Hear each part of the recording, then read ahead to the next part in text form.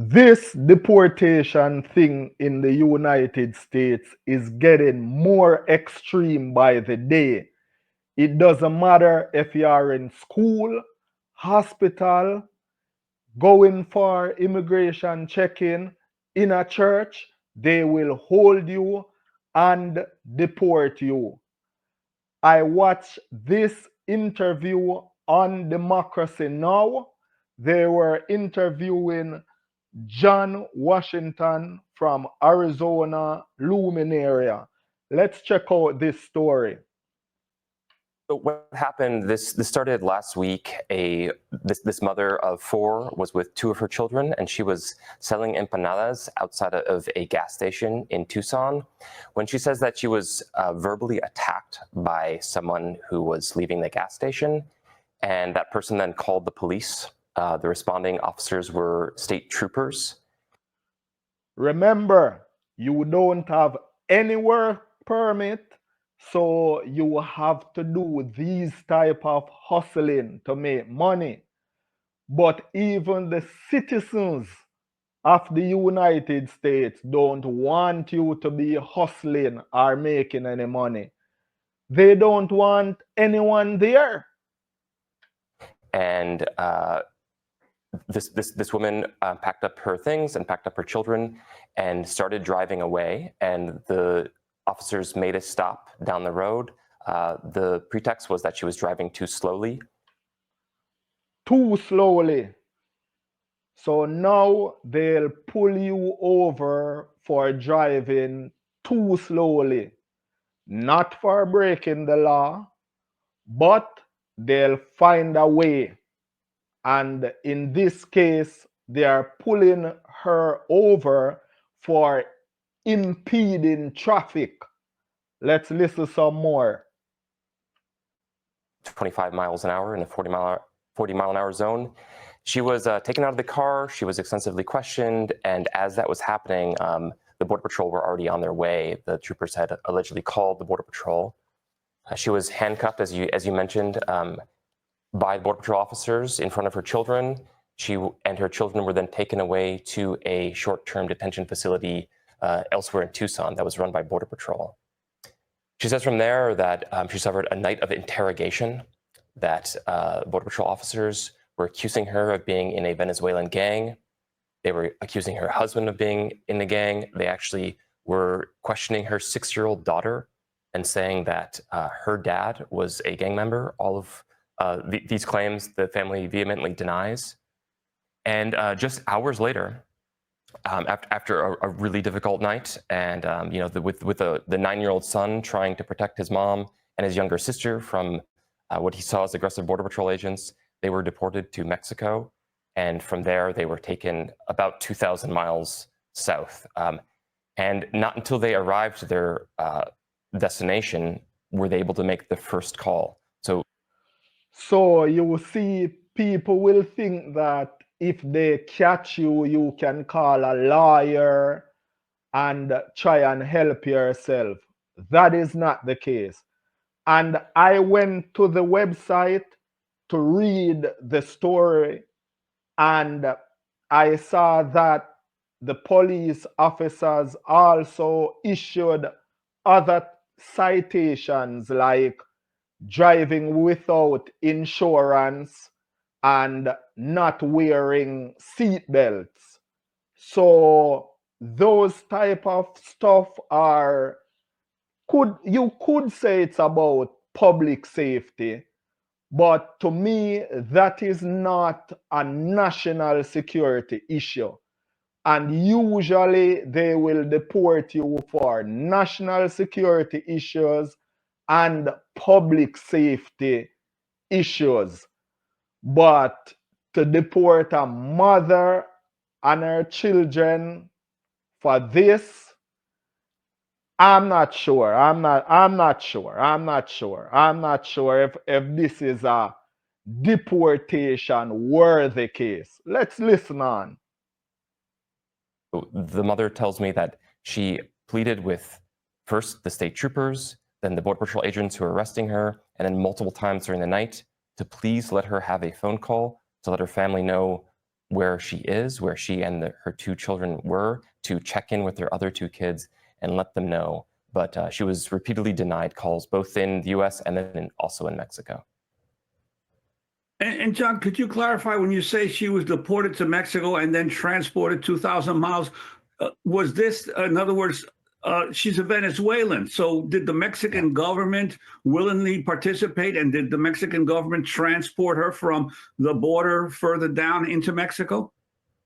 Yeah, that's right. So Mexico has for some time been accepting Venezuelan and people from a couple other countries deported from the United States. This is a growing trend. The Trump administration has negotiated or strong-armed a number of other countries already to start accepting third country deportees. And those of you who are old enough can also remember that England tried this with Jamaica, and the people rose up and said, no way, because they wanted to build a prison in Jamaica to send not only deportees from Jamaica, but also their prisoners from England to be housed in Jamaica. And we didn't want it. And I hope the Jamaican government never changes their mind, and that will never be the case in Jamaica, because we should not house other people's prisoners. They should house their own prisoners until a solution is reached. And yes, so the Mexican government did willingly receive this woman and her two kids, and then they did transport her south. This is something that we've been seeing increasingly, not just under Trump, but in the past year, where after Biden administration and now Trump has been really trying to convince Mexico to do more to crack down.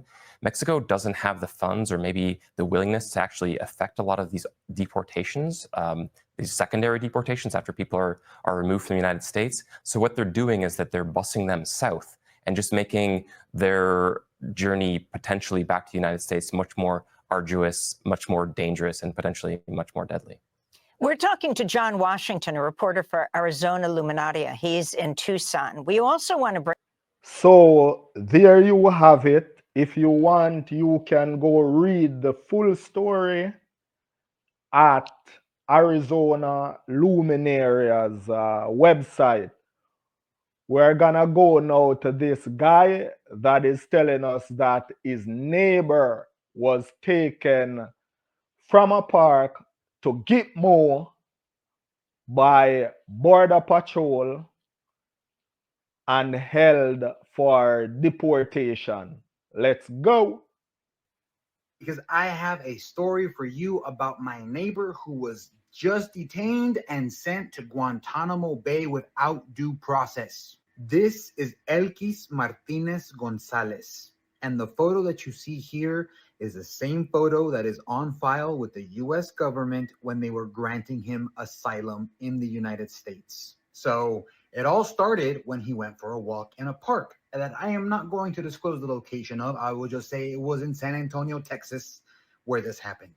My neighbor is from Venezuela. Now, he is here legally with a valid work permit, and he was here.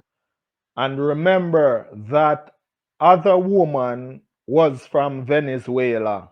So I'm not sure if it's a trend, but let's listen. On asylum that was granted to him. His court date to appear in front of a judge for the very first time for the asylum case was going to be in 2027. Therefore, in the meantime, while he's waiting and is on temporary protected status, even though it's set to expire in April because he has a court date, he could still be in the country legally and work legally. So that already nixes anyone who was... Yes, but remember that Donald Trump canceled that app for those people that has appointments. I'm not sure if it's the same thing, but they are not even doing appointments now.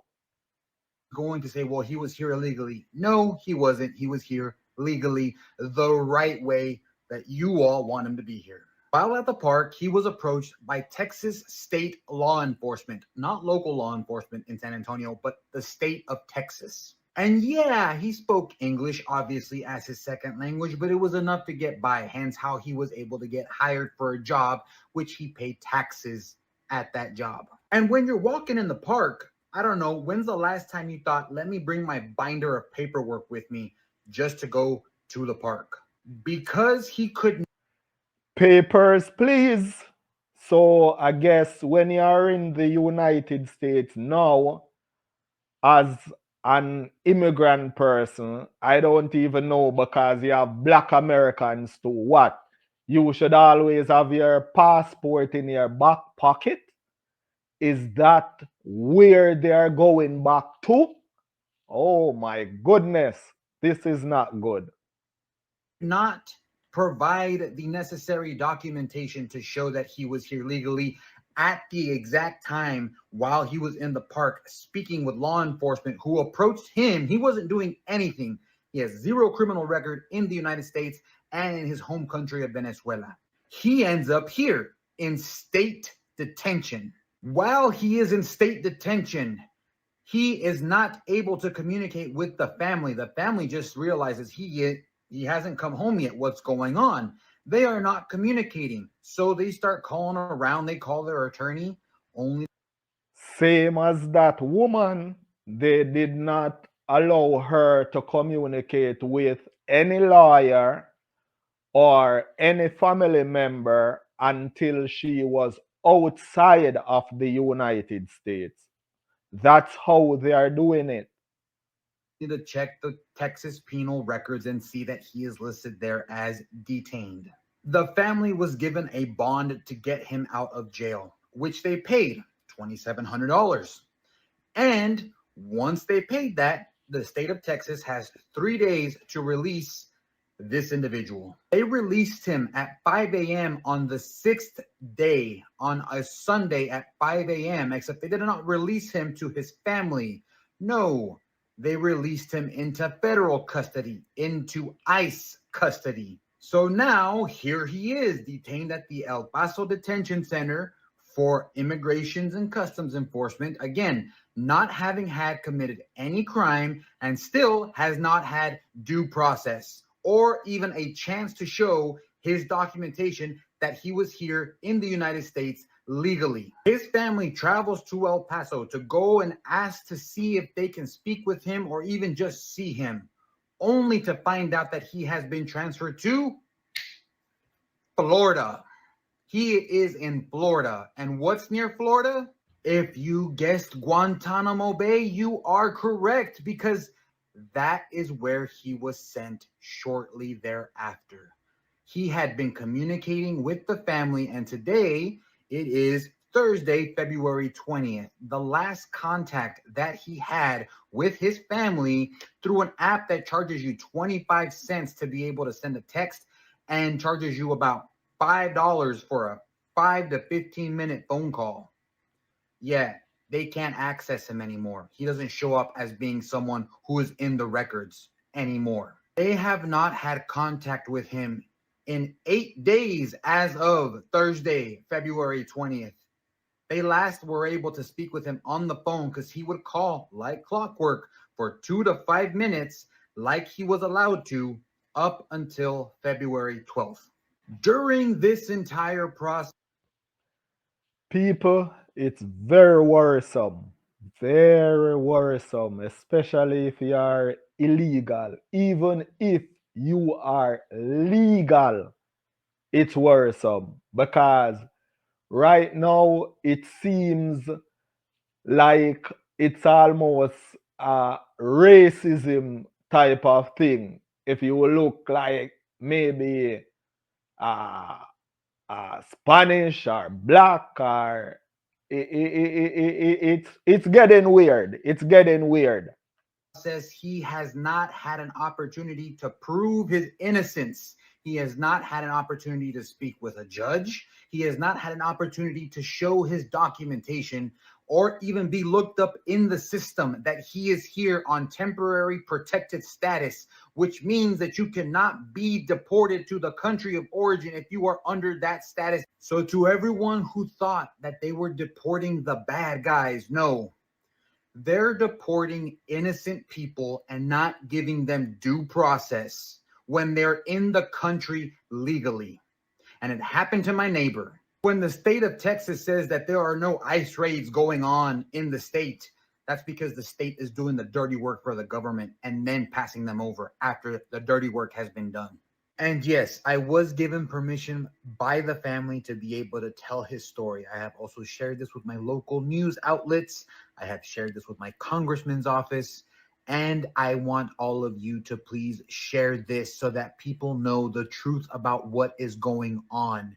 They are sending innocent people to Guantanamo Bay, and it can happen to you and your neighbors next. There you have it. Very worrisome time in the United States for immigrants. I guess whether you're legal or so-called illegal, it's very worrisome. Please, thumbs up. Thanks for watching. Leave your thoughts below. Always want more and make sure you are worth more. I will catch you in the next one.